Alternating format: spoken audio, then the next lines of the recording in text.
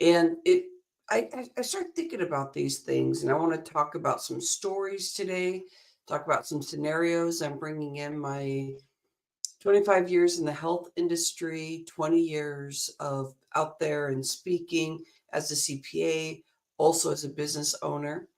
Um, yeah. And a lot of stuff I love to lead with is through mindset. Like, how can we show up in a way that helps us feel like we are like worthy? There's so many things in our brain that really share with us something that isn't true. Like those, we're known to say 60,000 words to ourselves a day. It's an average between 60 and 70. If we could hear all that, I think it would drive us crazy because it's known as 80% of that is known to be negative. And it's like, what? Is that why I feel shut down or I feel like I'm not worthy? It's like, or like, what do we call it? Like a, fraud syndrome of, and how we show up sometimes can really affect our product, our productivity, and that can stop us from making cash, even if you're working for somebody, because you're not going to show up every day the way that you want to, because you're believing you're stuck in your story, or that you're an entrepreneur right now and you're like, why am I not making the money that I want to? And that to me is the essence of life.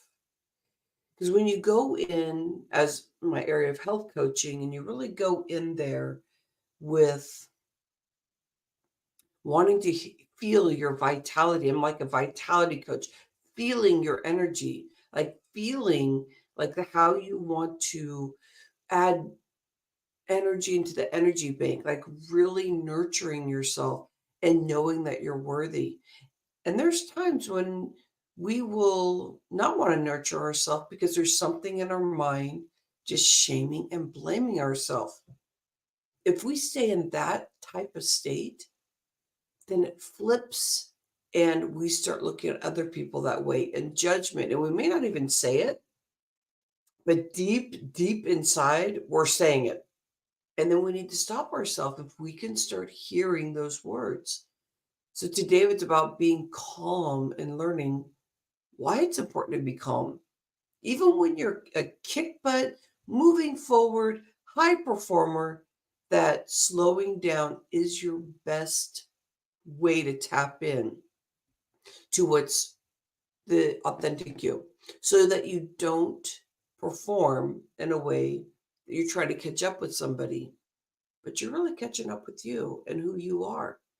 So you come from internally instead of externally coming inward and going, okay, what do I need to do? And you do all this research and you're trying to figure out, all this stuff of like, how am I supposed to show up? Because this is what everybody else does. What's the latest thing? Oh my gosh, you need to have this type of camera. You need to be saying these specific things. And it's like, I want to talk about that stuff in this first show, why this is so important moving forward so that you have your health intact. If you have your health intact, that means that stress is not going to turn off your brain. It's not going to turn off your heart. It's not going to turn off your spiritual journey.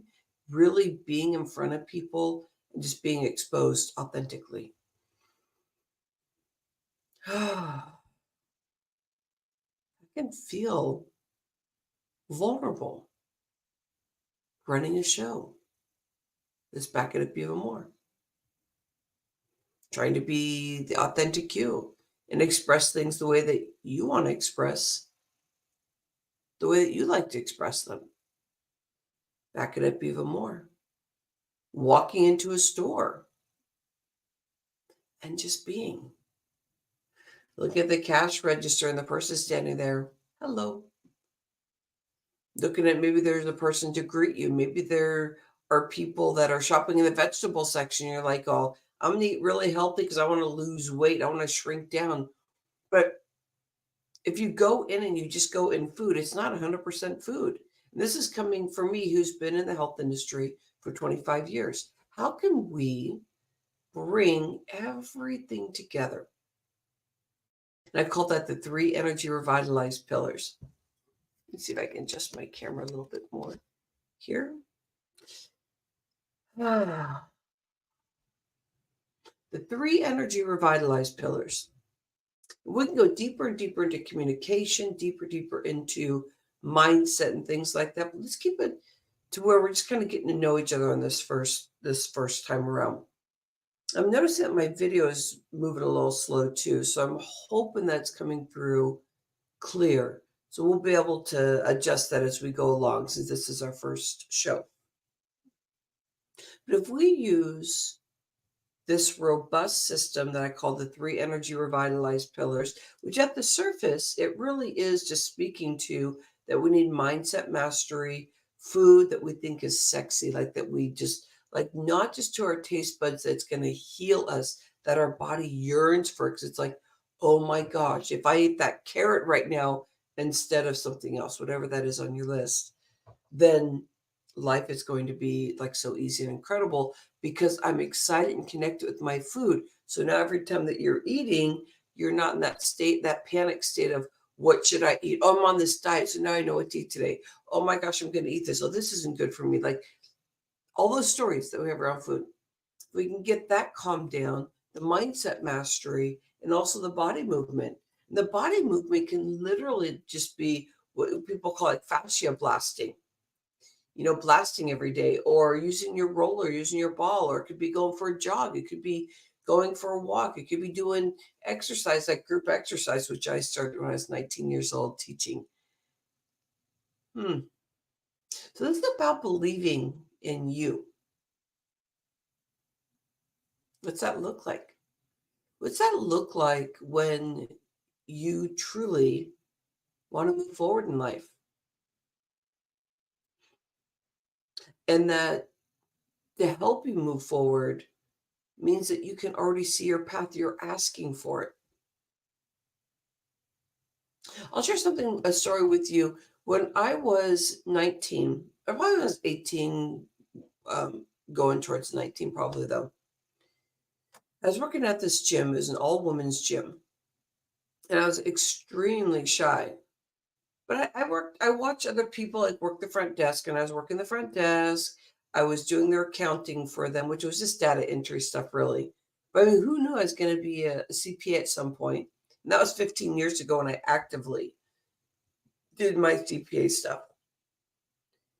But when I was in the classes for the gym, like the aerobics, there was this person that had dance background. And at this time, I was going into San Francisco for a couple of years now, going to the warehouse district, going dancing, and just like dancing and dancing, trying to get away from regular life and not drinking, like totally wanted to be clean and just dancing. Oh, it just felt so, so good to get away from everything. And then this teacher came in to energize, and she was incredible. Her stuff was creative and fun. So I'd get into her class, and all of a sudden I was alive. And I'd just be going, whoa, yeah, right on, woo, woo, woo, woo. And just having all this fun. Well, the owner of the gym was sharing with me, Rhonda, you have something that needs to be in front of the class. And we need that because the energy that you have, you're going to be able to give such a dynamic class. And all of a sudden, I felt my energy. And tell me if you ever felt this, by the way. Ever felt your energy just go and like totally shut down, even if somebody's giving you kudos? And so then she's saying, let's get you certified and let's get you going. And I was like, no, I won't do that. I only want to be in the class. I was getting scared, and I was like, there's just no way that I could ever teach. And I couldn't see myself as a leader and stepping into anything. Have you ever felt that in your life where you just feel like I can't move one step further? I've had a client that didn't even like the word leadership. And then I've had people that are like all bold in leadership, but they're on the exterior and like wanting to kick butt in a leadership role, but not like deep in their gems, like, yeah, it feels so good. kind of thing. So she talked me into it, and I started teaching. And at first, it was kind of dull, and I was kind of scared. And it was not me that was like in the inside of the class to actually teaching it. And so I was very insecure. Didn't step in, authentically be myself. Anybody else showing up like that in their business, in their cash conversations? Anybody else? So I want to talk about that cash conversation in a moment. But as time went on and teaching these classes, I started feeling like this inside. And I was like, I love music. So I was just in there with my music. Boom, boom, boom, boom, boom, boom, boom, boom, boom, boom, boom, boom, boom, boom. And I was just like rocking. I was rocking. I was just loving it. And so then I started to practice and practice and practice because it was just on my mind. I was just like, oh my gosh, I want a better class. I want a better class. And I was getting better and I started getting that momentum. And then as that momentum started building, there were some people that were trying to knock me down now. They were just like, why are you teaching? You shouldn't be doing that. You're not really good here. There's somebody that really, really didn't like me. And it was their gym. It wasn't Energize. It was another gym that I started expanding out, especially after Energize closed. So Joyce, who really believed in me, she ended up closing her gym down, and this place was so beautiful and cool. So that I had to, because I was like, this is a yearning for me. I need to be doing this more. And I think Joyce gently brought me over to the next gym and said, Rhonda, come on, you got this. You got this. And that's what I do for others now too. You got this. And so then I went to that gym. That person did not like me at all. And then I went to another gym, and it was Gold's Gym. And the same thing, that person didn't like me. And it was because I probably wasn't showing up authentically myself. I wasn't the best teacher yet, but people were not seeing what Joyce saw. Instead, they were turned off. They didn't have the skills to really just invite me in and just feel this preciousness that was growing at 19 years old, that I was going to be this great teacher. Because raise your hand if you're not stepping into all of your gems and you're not showing and exposing the full you. And for me, going through that journey, it's really taught me a lot about how not to see the exterior of somebody, but to really see in their heart and the power of what they're trying to get to. So it doesn't matter how they're showing up. I'm not going to judge them. And if I do, I better do some more work on myself spiritually, mentally that day, because I'm in the wrong space if I'm going to be treating people bad. But I can really see like people's gems. And I remember that people that I struggled with when I first started teaching were people that just wanted to naysay me. They were like wanted to back me out of their gym. They didn't like my classes. They didn't want me taking classes. It was like, and people call this like a jealousy thing. I've heard people lately say that person's jealous of you. That's why they're treating you like that. I guess you can say that, but it's not the direct jealousy. Like, they can make this list and say, this is why I don't like them, but they can actually look at your exterior and see everything that's not working, and they can put it against you. That's the kind of thing I think happens to quite often for us, is that we are disconnected from people. But if we really look deep, it's because it's in our face of what this person is doing. And it's something that we're probably doing to ourselves. And we're so we're being confronted by who we are. And so there's maybe a little jealousy of like, okay, I can see the potential for that person, but you're really seeing the potential for yourself. Do you see what's going on here, back and forth? It's like you're not really disliking somebody. It's that you're struggling with certain things and you're not allowing yourself to really step up. So it's like a jealousy because you can see inside or stuff with them. And also you're like, I don't want to see that because it reminds whatever they're doing of what you're probably doing to yourself. So anyway, as I start practicing and practicing, I was getting good and I was just having so much fun, but I was spending a lot of hours at doing this and practicing and practicing and practicing. And with that practice, finally, and not right away, like I knew my routine, but I wouldn't let it go that I could be a good instructor with step, aerobics, kickboxing, cycling, whatever that stuff was. And that's really helped me even do this show is to have that background. And then I have probably thousands of hours behind the camera. So it helps me show up and just be in the depth of relaxed space. So what if we get closer with our cash in a way that we do this work of this stuff where we feel shamed and blamed and we're doing it to others because maybe, whatever the story is. But what if we learn to really love on others?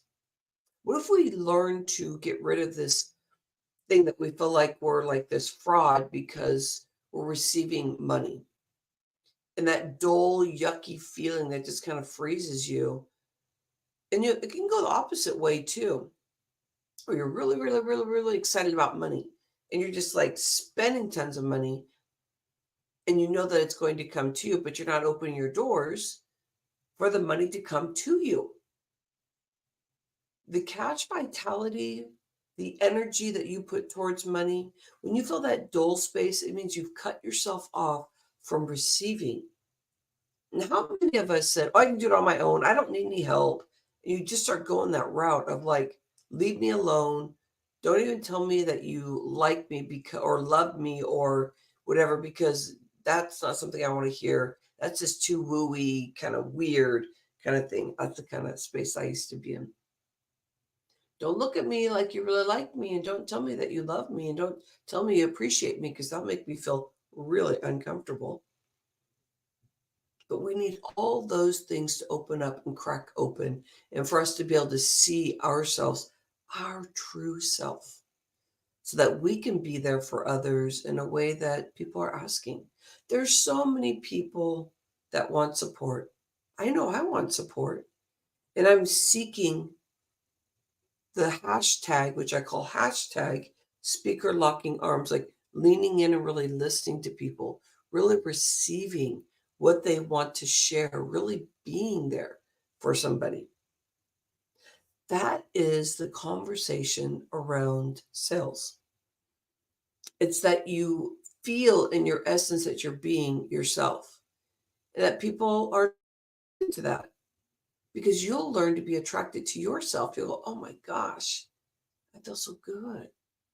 And that feeling so good is going to take you on a journey that's so different than you would ever, ever imagine. And that is the welcoming of more cash. So this is what all this is about, is calm down, which means allow the brain to get out of it. Allow those 60,000 words to stop attacking you, with 80% being negative. 90% is regurgitated over and over and over.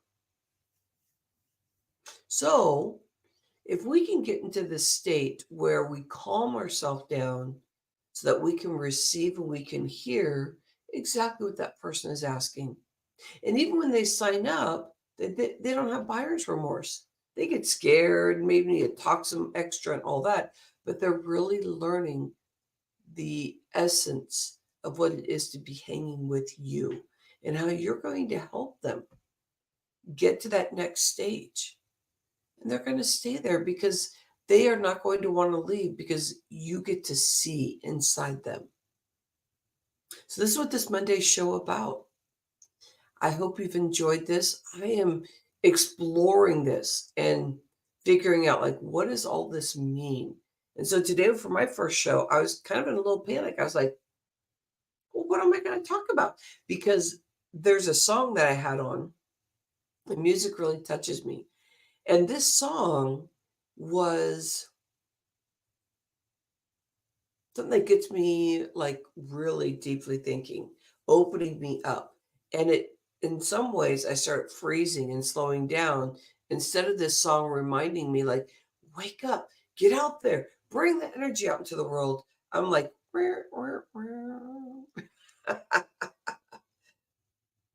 So we want to be out there helping others.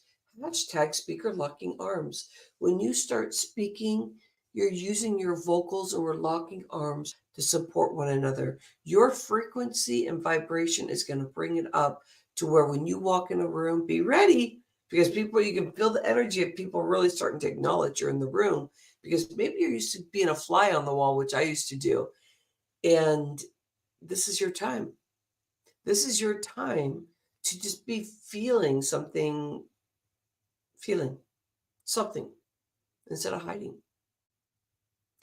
This is our first show for every Monday. I can't wait to talk to you more. Fresh Talks Global Vision, hashtag speaker locking arms. We're bringing in mindset transformation, entertainment. I'm bringing in the 3 pillars: freedom, safety, and healing. We want to go in with our goals and how we're going to get connected with money. And we're going to do that through focusing, integrating, transforming, and thriving. I call that the FIT process, which is my first book. I actually have it right here. I was going through my books. I have 2 books. The Fit Solution with the double T. And I probably wrote this about 12 years ago, 10 years ago. The double T is really important here because that last T is so focusing on what your goal is. Today, we're just focusing. Like what's important, what's stopping me so that we can integrate it. And as you're integrating, you're not missing a beat with the focus. You're bringing in, blending in, integrating into your life. And then you're letting that transformation happen. It can be 10% of what you thought. It can be 100%. Very seldom do we get to 100% because what we're imagining is this vibe and this feeling. And if we keep learning as we're going along, we're not going to feel like that big explosion, like, I can't believe I got there, because that's the bigger plan. But to do every day where you do that last T, which is thrive, focus, integrate, transform, and thrive. The energy, the celebration is what we forget to do. So that's what this book was about. If you're with me for 6 months, I love it. Anyway, what are you going to do today? What are you going to do for this week until we meet up again next week? I can't wait to hear. Love you. Namaste.